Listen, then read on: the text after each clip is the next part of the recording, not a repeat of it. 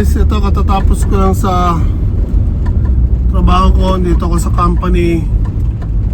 Kahapon nakiusap biglaan. Yung salina ng tinunaw na bakal, may bagong gagamitin. So emergency maintenance yun kasi next 2 weeks gagamitin siya. Pero tong day from now, 1 week holiday dito sa Japan. So kinailangan kong gawin siya ngayon dahil after ng holiday gagamitin po yon. So 6 AM pa lang nasa trabaho na ako. Tinibag ko yung semento, then binuhusan ko ng panibagong semento. So bago matapos ang holiday, babalik ulit ako para yung mga sidings or wall naman ang ayusin ko. So for the meanwhile, lang inayos ko yung sahig kasi may butas siya. Tinakpan namin ng makapal na bakal, then binuhusan ko ng panibagong semento. So kailangan patigasin niya ng ilang araw.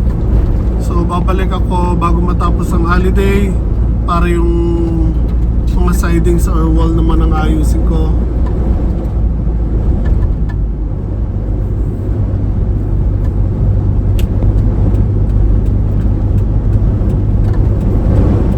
Para pagdating ng gagamitin na, wala na ako masyadong aayusin. So papunta naman ako doon sa inayos ko dati na bubungan. Tumawag ulit kagabi. Remember, meron akong inayos na bubong. Then sinabi ko doon halos palaglag na yung mga tiles. So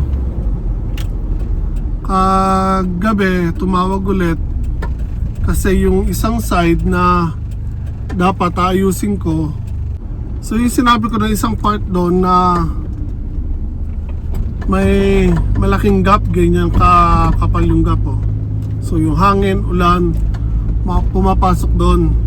Kaya nga lang, delikado kasi siyang akyatin ko kasi kailangan kong tumuntong doon sa mga tiles or umakyat doon sa mga tiles para makaabot doon sa may kailangang ayusin na lugar. Ang problema nito,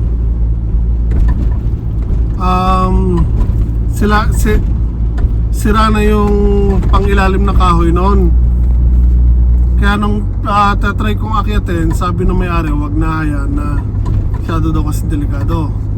So dahil ayaw akong pakitin ng may-ari, hindi ko na ginawa. Ang ginawa ko na lang, tinakpan ko na lang yung may butas. Kaya nga lang, syempre may gap pa rin yun kasi hindi ko naman maiayos ng maayos talaga.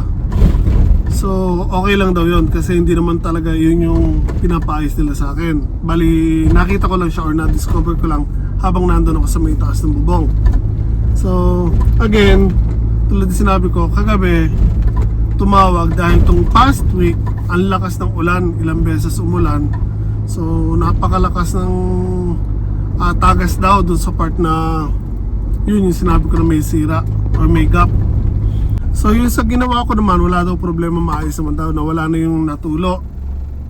So now babalik ako dun today para ayusin naman yung dapat inayos ko sana or dapat ayusin ko sana pero hindi pinaayos sa akin. Kung yun pumayag sana siya dati na ayusin ko, natapos ko sana yon, isang bayaran lang. Pero again, hindi yun yung talagang trabaho ko kung bakit nila ako pinapunta dati. Iba yung pinapagawa nila sa akin, na discover ko lang. So dahil tumawag ulit sila sa akin ng panibago, so panibagong bayad yun. So okay lang. So again now, pabalik ako doon ngayon. May bibilihin lang ako dito sa hardware. Bili ako ng silicone. Kailangan kong lagyan ng silicone yung mga tiles na dumudusdos para kahit humangin na malakas or lumindol, kahit mahina, ay hindi basta-basta babagsak yung mga tiles. Dahil dito sa Japan, halos araw-araw guys, lumilindol. Depende na lang sa lakas. Yun. So dito na ako sa may hardware. Bili lang ako guys. Bye.